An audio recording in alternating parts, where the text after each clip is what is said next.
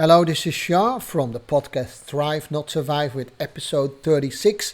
Yesterday we talked about do you need to love yourself first before you can love someone else. Now, I don't think that is the case. I think you learn to love better and to love yourself better actually if you start, loving someone else and start to create a relationship with other people. It doesn't immediately have to be a romantic relationship, but it could be a friendship, could be family, stuff like that. Don't wait until you're done loving yourself right before you create that. It's a modernism, and I don't think it's actually a really good thing. So go back to the podcast if you want to hear more. It's just my opinion, right?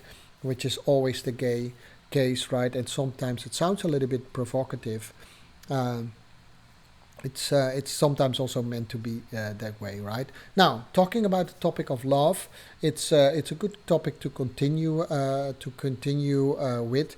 I am doing a study and I'm preparing for writing my second book, which is my first book is Broken Silence, and my second book is hopefully about maybe related in some ways, but it's about another topic than abuse. It's definitely more about the topic of love and what that could mean. At least that will be one of the chapters in there, right? So I'm not giving everything away yet, but a little teaser here and there is not so wrong either, right? It's not an easy thing actually, if you think about it. If you talk to people, what is love. We all talk about it. We have a feel for it, like deep inside we know what love is, and at the same time. We have a really hard time to come up with a really good definition of what love is. We know often what love is not. Hate is not love, right? Hate is maybe the opposite of love, but not sure if that is true either. But it could at least it's on the opposite side, right? There might be more opposites of love than that as well.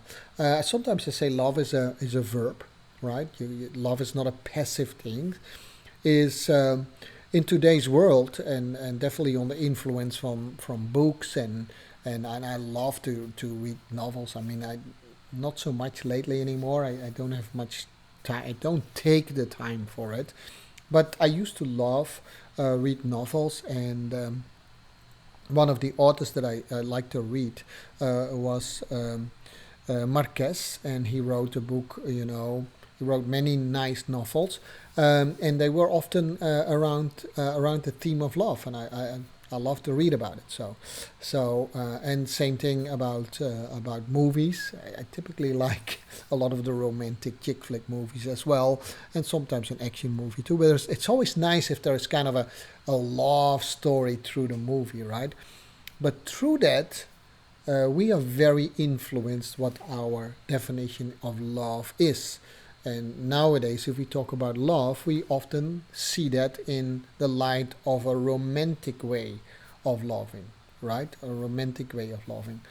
So it also comes down to what culture you are from. I'm from a Dutch culture, and it's not that we don't love each other, but when I came first to the U.S. and I hear way more saying people love you, right? I love you, stuff like that. And in my family, I mean, I say it in English, right? I love you. It's a little bit easier than saying in my own language. It sounds a little bit weird actually to say to my own sister, for instance, in my own language, I love you.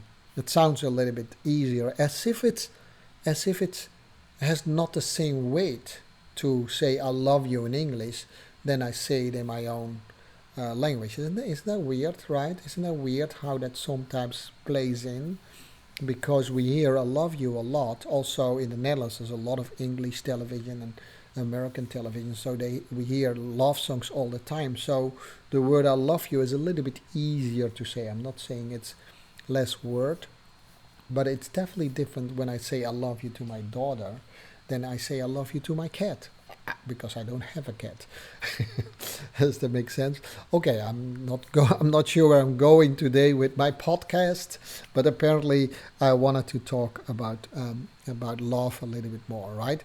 On the other hand, you have the fact that there is hate, right? And one of the things that I wrote in this book is that I felt the influence of hate on me after, or maybe during, but it started after I was abused.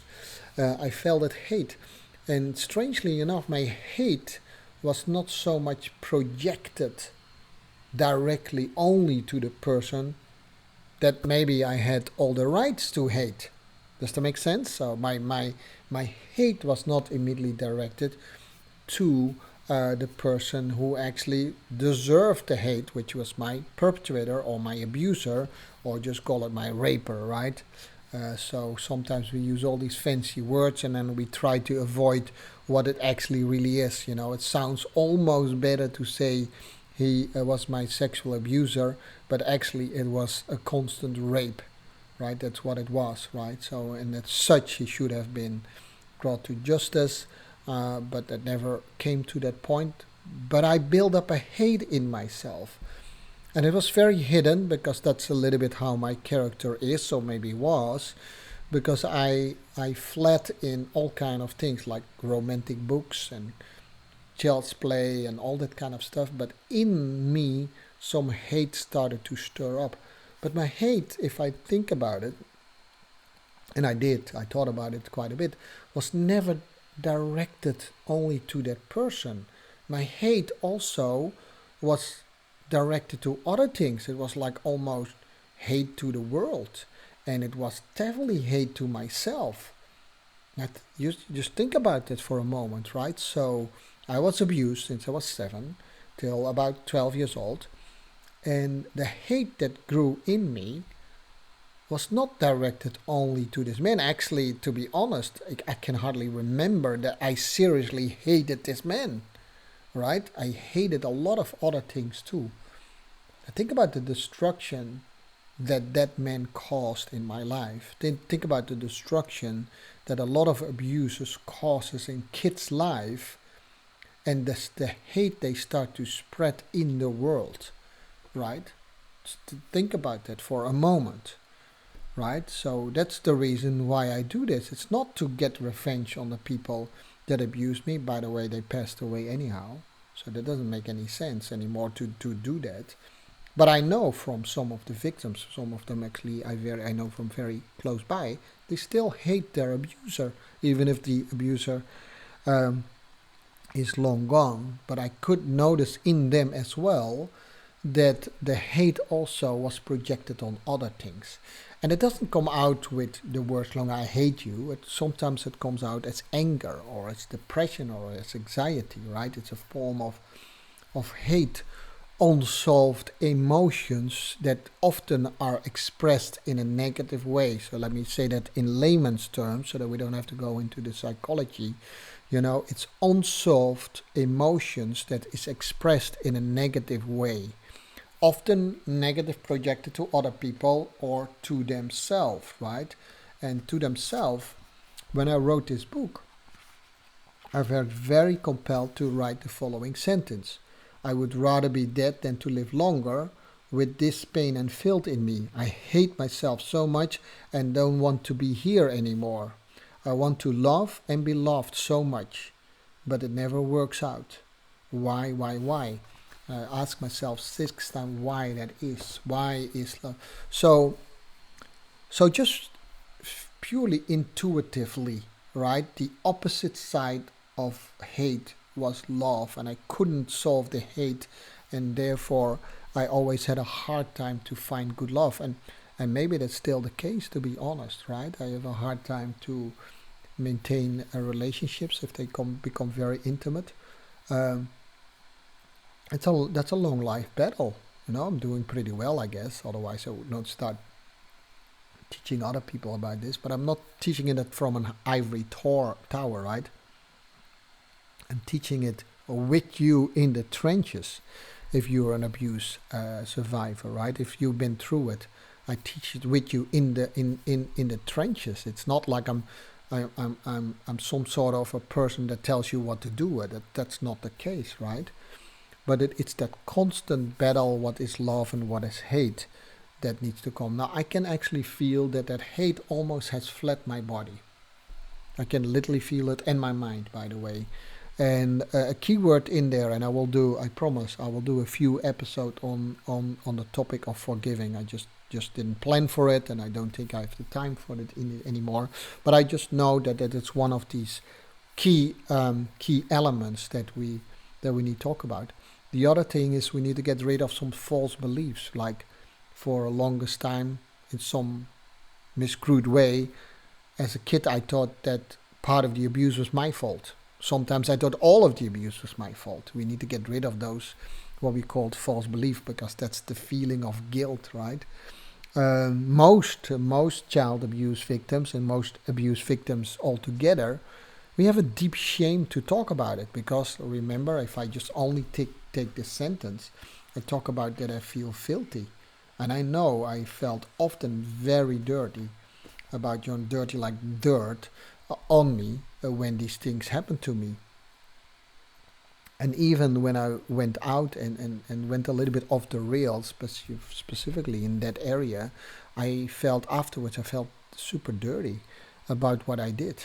But I was conscious, I did it myself, but I still was very conscious about it. It's like you get some sort of a weird, strange split personality, and one is causing that the other half is feeling dirty and filthy about that way, and that constant filth is and there you have it again, right? So you have hate on one side and filth on one side, and you have love and cleanness on the other side, and we're looking for that, right? And I remember that I wanted to take long showers and literally use a lot of soap, even on places where he didn't even touch me, but I literally could wash my mouth with soap if I could, and other places you can imagine where that is, right?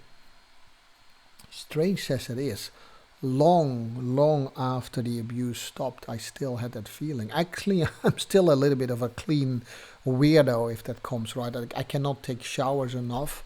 Sometimes it's very much not even related with that, but maybe that's coming from that. I don't know. I use a lot of water for everything that I do, by the way. So it's a weird thing how that can cause. Now, if I only look at that, and there was a time, that's another thing that we deal with, is that we feel that we're alone, and we are only we have all these weirdness, that's only me. Of course it's only me, but when I started to talk to other people, a lot of people have these same things. Can you see how much life is actually taken away from this young kid that could have grown up so free and so freely with giving love, but that didn't happen. Still was kind of a naive boy, to be honest. So could easily have been misused in many ways, and I was a few times. We probably would not call it abuse, since I was maybe a little bit an older boy or an older man in some cases already. But if I would make an analysis, the abuse it came back in many forms, and I God forbid that I did that to other people myself, right? Because that has always been a little bit an angst, is that statistic shows that a lot of abusers have been abusees themselves, right? They went through the same struggle, start to just make the wrong choices, and I was afraid of that for the longest time. And if it was not in abuse, then it was definitely in the domestic violence. I was afraid that I would go into those lengths as well and do these things as well. Anyhow, not the most clear story today, but it leads to somewhere. I can feel it already. So I will probably build upon this in the coming episodes. Maybe not exactly tomorrow, but I definitely want to explore with you guys, and I hope you give me some input here in how to do that. And what to talk about is that struggle of hate and love is literally a battle that I've strongly felt in me, and sometimes, and maybe that's why I'm so sensitive about it. And I've noticed that also with other abuse victims, so sensitive about it in the world. That's that battle between love and hate. And if you think about this, guys, if we wanted to have hate leave this world, don't you think that it would already have left the world? Right? If we all want that, I mean, I never met a person in my life who said, no, let's only go for murder and mort and rape and stuff like that. I never met anyone in my life who said that is my goal in life. I never met anyone in their life who said, I woke up this morning and I wanted to do some really bad things in life. No, I know a lot of people do bad things in life, and sometimes I did bad things in life, but I didn't woke up with it, right? It's somewhat happened to me. And I don't know in what environment you have to live that people wake up with that mindset. And we know just from watching television and watching the news that people wake up with that. But we have to understand these things are sometimes fed by a long line of abuse and hate, right? And if we don't stop that, I've thought about this long, is how can we actually stop child abuse if we never know what's happening behind those closed doors? That's hard, and I will try to do my best to get as close as possible to do these things, right? I have certain ideas, but I also know that we have to address this from a little bit a higher level that people hardly talk about nowadays, unless you come in some circles where I go to, where we still talk about, and now it's called spirituality. But we need to work hard to get these things out of life. We can definitely, I admire the politicians who wants to improve our economical life, maybe insurance, all those kind of things. But to get hate out of life is not on a political agenda. To get abuse out of life is not on a political agenda. To get slavery banned from the world is not a political agenda, right? It's not. It has to become always very detailed and very weird. So we ask ourselves, we as me and myself, why is that? And as a kid, I must say, I've always been wondering about these things. And if you read my book, and I hope you do, by the way, the proceeds go to my non-profit organization anyhow. So if you do that, it's one of the things that, besides my obsession for sexuality when I was 7 was unleashed way too young, right? But my obsession for evil and good was also unleashed very young, because I wanted to understand the world, and I still do, right? And my dad often called me naive because he thought that I would believe in something really good while there is evil. And I said, no, I believe in God, definitely. And he's probably the ultimate good in some way, but he doesn't interfere that much. Because he gives us, the power of choice, and we have to figure out a couple of things ourselves. Now, I always believed that I was guided by him, but that's a whole different story. But we have to figure this out, and the more I think about this, and the more I understand why I do this podcast, we have to address these topics also on a much higher level. Yeah, we need to do, yes, I want to do educational programs. Yes, I want to still support my clients and empower them. Yeah, I want to do all these things. But yes, we also need to find things to address this on a higher level. And I certainly know that I cannot do that alone. There are more people, and probably more people who are more smart than me to do that. But lately, all the topics that I have touched, right? If it comes like the topic from yesterday, do you have to love yourself first before you can love someone else? I actually talk there about love too. There are more than one level of love, and none of these say that you have to love yourself first, right? You have to love someone else first, right? You have to put yourself in service of other people. That's what you need to do.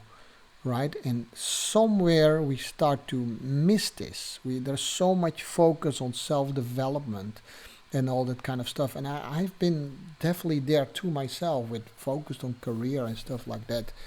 But something big has to change, or nothing else will change.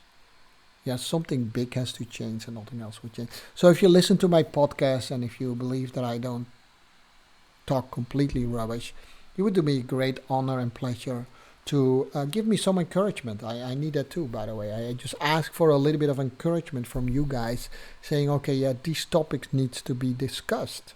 right? And I do it from the perspective of child abuse because I know that only trying to find the people who are doing this behind closed doors, it can't stop there because we will never be successful in that. We have to stop it at a different level at the same time, right? And one of these levels is we need to tell our story so that we release all that negative energy.